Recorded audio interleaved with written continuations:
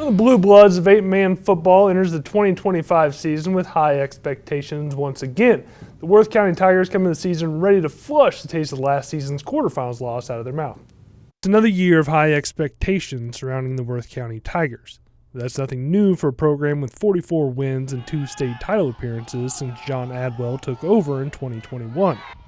But for now, Worth County's focus is set on getting better little by little.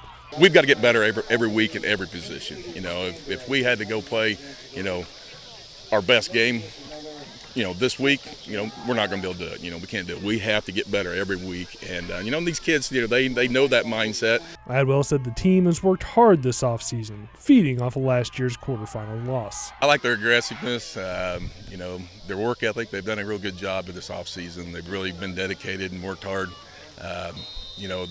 They're a gritty bunch. They're not, all in all, we're not very big, but they're feisty. They get a lot of bodies to the ball, and they're a fun group also. The Tigers run a loaded offense with all but 2 players returning from last year's quarterfinals team. We've got 4 varsity caliber running backs. We can shift in and out where we want. From strength to speed to so pretty blessed in that area. We're a little thin O-line wise, but our kids that we've got in there, they've stepped up. A couple of them may not look like they fit the role, but they're, like I said, they're gritty and they get the job done. Adwell expects big things from a defense that allowed just 20 points per game last season. Defensively, I like us. This group's a very intelligent group. To be able to play on my defense, you have to be smart because we're shifting all over the place and we're moving people. Just because you line up at linebacker don't mean you're a linebacker.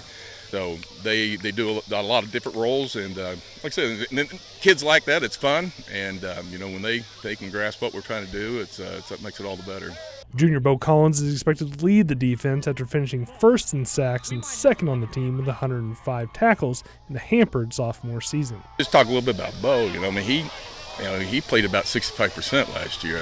After his surgery, he's feeling a lot better. He feels like he's about 90%. Worth County opens the season at home in a top 3 matchup with Rockport on August 29th. Tigers travel South Holt week 2. Season, I expect them to do nothing different than to keep on grinding.